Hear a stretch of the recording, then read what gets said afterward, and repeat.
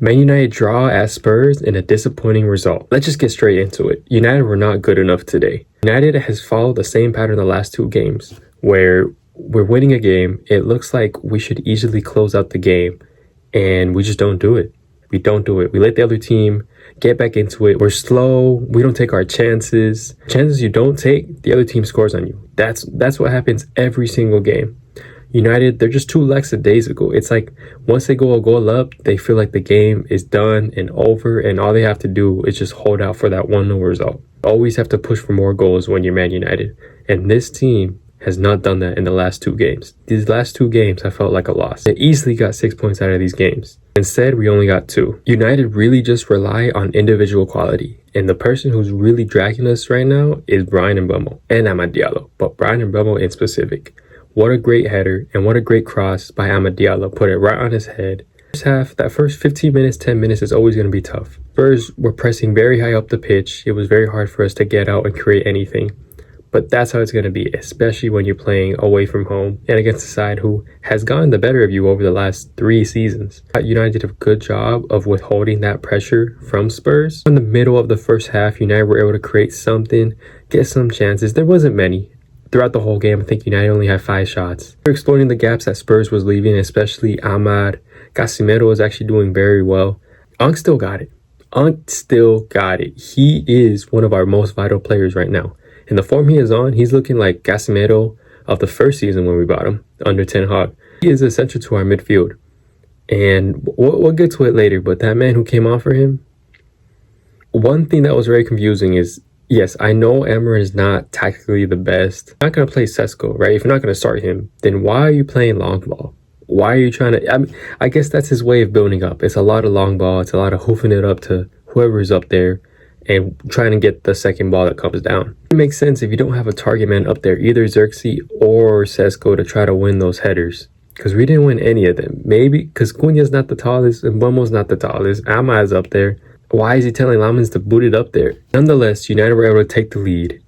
If you're going to give Amad that much space, he's gonna take advantage of it. He played a great ball into the box, and nobody really pressured Mbeumo. It was an easy header. I guess that's his signature selling now, the shrug.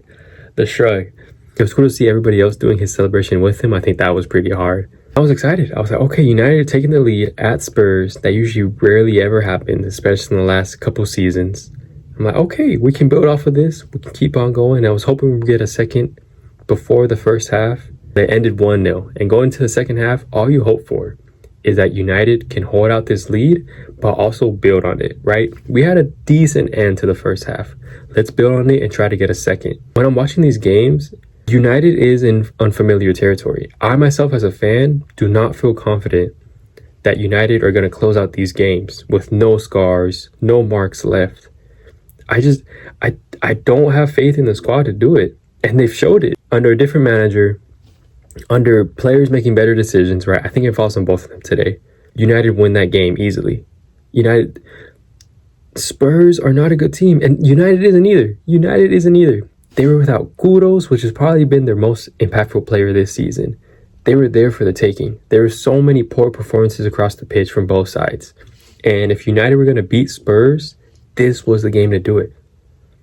And they didn't take advantage of it. That second half was so flat. United is one of the worst second half teams. I remember a couple years ago, especially under Mourinho, we were a very good second half team. And against Ole too, we were a very good second half team. With Amarin currently, we're a very good first half team. In the second half, we just capitulate. There's no creativity. We don't create any clear-cut chances. Speak about individual players now. Sene Layman's, round of applause. Round of applause. He has changed my life. Those were De Gea-like saves. And I know the tail end of De Gea's career at United wasn't the best. But when I seen him save that shot from Romero, the one from Paulinho, he had another one that went over the bar. Great. Especially that Romero chance, I thought it was a goal. He got goals out of Luke Shaw. He was maybe 6 yards out. I thought it was a goal, but what a great save. He deserves all the praise, and he hasn't lost a game in United shirt yet. He deserves all his flowers. I'm so glad United bought him and not Emi Martinez, because Sene Layman's is paying off, and he looks like a stud. I think Patrick Dorgu had a pretty good game. Bruno was all right. But like I said, Casemiro, man. Casemiro, when they put on Ugarte, the whole team, I shouldn't say the whole team, but the side just looked so poor. And he was at fault, especially for that second goal, keeping Richarlison onside. It was a bad cameo by Ugarte. In recent weeks, I thought he was all right. Oh, maybe not all right, but he wasn't piss poor. Like, he was okay. But today he came on, and when Casemiro comes off, we lose all control. United look a shell of the team they did in the first half. And let's speak about Cunha. Now, Cunha, look, especially after this match, there is a lot of discussion. Over on my timeline on Twitter, everybody was just cooking him. They're calling him he's United's Florian Wirtz. 1 goal in 15 games, no assists, no. He was just trying to do too much, man. There were so many times where he would try to carry the ball. And I'm like, let it go. Just play simple. You don't have to drive with the ball every single time. Yes, we know you're great at driving with the ball, right? But that doesn't mean you have to pick up your head and do it every single time. Sometimes there's no need for that. Sometimes there's better options. And he lost the ball so many times because he was too slow. He wanted to take on too many players. And he didn't play the simple pass. He has to get better. He has to play better. Because he can't be playing like that. That was a very, very bad performance by Cunha. And Bummo, he's a star. Let's not speak on my star man, okay? He is one of our best signings in a while. Honestly, probably since Bruno Fernandes, if he keeps this up, right? He's amazing. He is so clinical and someone you can rely on. He is Mr. Reliable. Let's speak about the subs. The substitutions really let us down. Yes, should United have done better with the chances that they had? Yes, but the substitutions, Ugarte, I already spoke about him. No need to speak more. The Maguire substitution, it made sense, right? He looked injured. I think he pulled a hammy. Lenny Euro coming off for him, that's fine. And you know, Amarin likes to put in a defender anyway, so he was probably like, okay, yes, I got to put in a defender. Okay, yes, let's go. I understand Casemiro can't last the whole game, so you have to put in Ugarte, and that just means we need more depth in midfield. If we're able to get Elliot Anderson, I think Elliot Anderson would be the perfect Casemiro replacement. Perfect Casemiro replacement. And obviously, he would start over him, but having them two would be great. But yeah, Ugarte, no. I know Dorgu picked up a yellow card, but he was having a pretty good match. And when I seen Dalot getting up, I'm like, man. The thing is, he did it in such quick succession. He seen Dorgu got a yellow card, and maybe less than 2-3 minutes, he told Dalot to get ready, warm up, and put him on. That was very drastic. I thought it was too... Was Emran really worried that Dorgu was going to pick up a red? I don't know. I don't think Dalot should have came in. The way Cunha was playing, I understand why Mount came in. I was actually calling for Mount to come in because Cunha was annoying me today. He was just doing way too much. He wasn't playing simple. And I'm like, put Mount in. He might be able to create something. He might be able to unlock this game and get us the second goal. And Mount actually had a very good cameo when he came on. He should have had an assist to this man, Benjamin Sesko. And similar to Cunha, everyone is flaming Benjamin Sesko on my timeline. And let's say how it is. It was a very bad cameo. I think he was only on the pitch for about 10, maybe 15 minutes. Very bad cameo. He missed one clear-cut chance that he should have shot. I don't know how he didn't get out of his feet quick enough.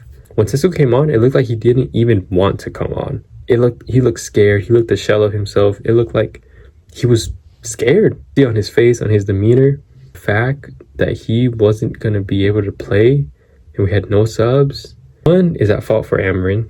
Two, I thought he was going to stay on. I thought he was just going to thug it out. We don't know the severity of his injury. Hopefully it's not too bad. I just hope he doesn't beat himself up too much on this game. In classic United fashion, we give up the lead. And once Udogie and Odegaard came on, Spurs looked a lot better down that left-hand side, which their first goal came off of. It was a great ball by Odegaard. Matthijs Tel took a great touch and finished in the top bins past Matthijs de Ligt. Matthijs de Ligt should have done better. Should have got goal side of him. It was too easy, but it was a great finish by Matthijs Tel. And with that, Spurs was back into the game. The second goal, man, when that second goal went in, I'm like, it's just United. Only these things will happen to United.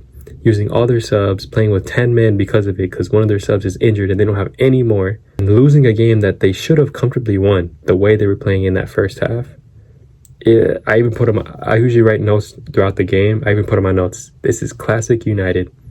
A game that we should have won, and now we're going to lose. The goal came off a corner. I forgot. It came out to the edge of the box to Paulinho, I believe. Paulinho shot it. Richarlison deflected it in with his header. And Ugarte kept him onside. Richarlison goes crazy. All the Spurs players go crazy. And with that, I'm like, okay, well, that's the end of the match. That's it. We've lost again to Spurs. They're our kryptonite. We can't beat them. Richarlison's taking off his shirt, running, crying, all this, emotional. But United actually draw the game. They actually draw the game with one of the last kicks of the ball. Matthijs de Ligt saves a point for Man United. He should have done better on the goal with Matthijs Tel, but he makes up for it, saves United a point. It was a great cross by Bruno. Luke Shaw's holding Bentancur away from de Ligt. And de Ligt, I didn't think it went in at first. And I understand we were losing in the circumstances that we were in. It did not look like we were going to cut back into this game. But why are the players celebrating so much? Maybe that's just my pet peeve. But go back and try to win this game. Yes, there's probably less than a minute left. But a minute is a long time in football. So go back, get set, and try to win this game. Try to muster up one more attack to win this game. But the game ends up finishing not too long after that. But this is one of those games that feels like a loss. We should have won this game comfortably. If we had better man management in the second half, if our players took our chances, we should have easily beat Spurs. Because Spurs were there for the taking. The substitutions did not help. Dorgu should have stayed on. Casemiro should have stayed on. Sesko, unlucky. Cunha did not have a good game. Hopefully, Maguire and Sesko's injuries aren't too bad. We'll see the updates on that soon. Could have been second, man. We could have, man. That's the second week in a row. Now we go into the international break. I think after that we play Everton. But hey, 5 wins without a loss. It's better than what we were doing last season. So, and I understand that, we're not, Matthijs de Ligt in his post-game interview said, we're last season we lost to Spurs and we lost to Nottingham. So drawing against them has shown improvement. And yes, I understand that sentiment. But last season, forget about it. Don't use that as a benchmark to be like, oh yeah, there's progress. We're getting better. We finished 15th, man. We finished 15th. Yes, we're playing better. 5 games with no losses. Cool. But we can't lower our standards. We're still Man United. Okay? We're still Man United. I don't know. I guess that kind of rubbed me the wrong way. I understand where he's coming from. But last season, I don't think it should not be used as a benchmark. The man of the match for today for United will either be Brian Mbeumo or Sene Lammens. They were class today, and they give us a chance to win this game. See how United respond against Everton after the international break. Hopefully, we can keep this unbeaten streak going on. And that's going to do it all for this video. If you enjoyed it, make sure you like, comment, subscribe, and I'll see you in the next one. Peace.